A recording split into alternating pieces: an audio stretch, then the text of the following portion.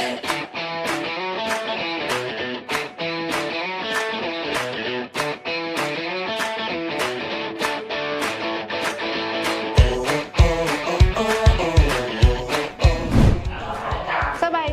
นดีต้อนรับทุกท่านเข้าสู่รายการโซกไซวาไรตี้ EP พิเศษเนาะซึ่งแน่นอนอยู่แล้วว่ามี EP นี้ยามใดแน่นอนว่ามีผู้โชคดีถูกรางวัลใหญ่แน่นอนเนาะแล้วมื้อนี้เราก็มีโอกาสดีๆที่จะได้มาสัมภาษณ์ผู้โชคดีถูกรางวัล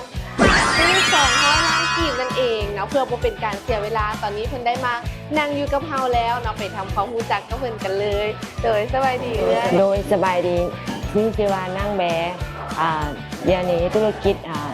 เปิดหานขายข้ามในขายเครื่องย่อยขายเครื่องทรงอยู่ตลาดดาวเฮือง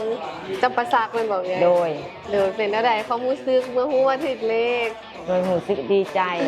ที่ได้ถูกเลขหาตื่นอันนี้ก็คือถูกจากแอปโชคไซพาร์ทแม่นบ่เอ้ยโดยเป็นอะไร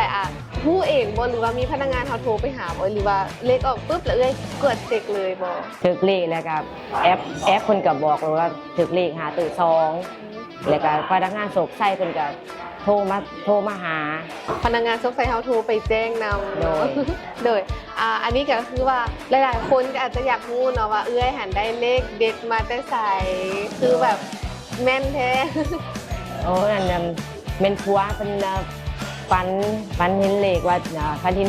กินกบมันก็ซื้อเลขกบผัวเป็นคนฝันเลยเก็บมาซุ่มโดย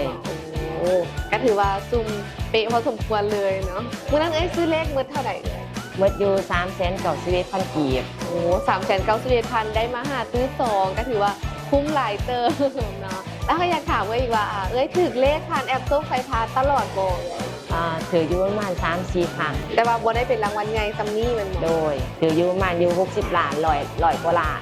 ถึง100 กว่าล้านก็มีแสดงว่าเพิ่นเป็น FC ของแอปโชคไซพาร์ทเลยเนาะใช้แอปโชคไซพาร์ทมาดนแล้วบ่ไงประมาณ4-5 เดือนนี่แหละก็ถือว่าไซส์บ่ดนปานใดก็ถือหลายปานนี้ก็โอเคอยู่ได้เนาะใช้แอปโชคไซพาร์ทมีแต่ซื้อเลขแม่นบ่ไงโดยมีแต่ซื้อเลขแล้วพอดีเฮาอยากจะแจ้งอีกเลยว่าแอปโชคไซพาร์ทนอกจากจะซื้อเลขได้แล้วยังสามารถซื้อมูลค่าโทรได้จ่ายค่าน้ำค่าไฟได้แล้วก็ส่งฟรียนต์ได้นำเนาะเพื่อสนใจก็สามารถนำใช้บริการของแอปโชคไซพาร์ทได้เรื่อยๆเลยเนาะแล้วเขาก็ยังถามอีกว่ามีแผนในการจะนำใช้เงินแบบใดบ่ว่าจะเอาเงินส่วนหนึ่งหันไปเฮ็ดบุญแล้วก็เข้าวัดน้ำแล้วก็เงินส่วนหนึ่งกับไปขายเฮ็ดธุรกิจและสุดท้ายก็อยากให้ฝากกิจการของกับทางโชคไซพาร์ทของเราได้ขอฝากธุรกิจหานขายค่ำของดาวประเสริฐอยู่ตลาดดาวเฮืองแหละขายเครื่องย่อยขายเครื่องทรงมาฝากอุดหนุนกันก็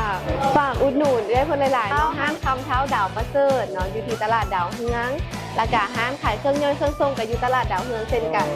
โดยก็ฝากอุดหนุนเพิ่นหลายๆเนาะไผอยู่ที่นครปากเซนั่นเองสุดท้ายนี้ก็ฝากติดตามพวกเราเนาะทางบ่ว่าจะเป็นทาง Facebook ทาง TikTok ทาง YouTube โชคไซพาร์ทเนาะแต่ว่าตรงนี้ทั้ง3เพจของ Facebook พวกเราได้หยุดการเคลื่อนไหวชั่วคราวเนาะก็ให้ทุกท่านติดตามพวกเราผ่านทางช่องทาง TikTok โชคไซพาร์ทแล้วก็